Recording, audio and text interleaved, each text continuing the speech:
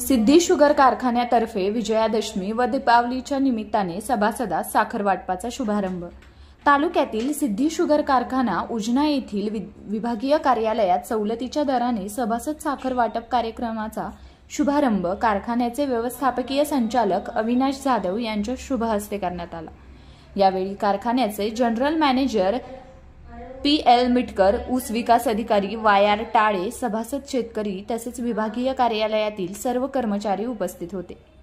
तसेच विभागीय कार्यालय अहमदपूर येथे सवलतीच्या दराने सभासद साखर वाटप शुभारंभ सिद्धी शुगरचे आधारस्तंभ माजी मंत्री बाळासाहेब जाधव महाराष्ट्र राज्य यांच्या शुभ हस्ते करण्यात आले।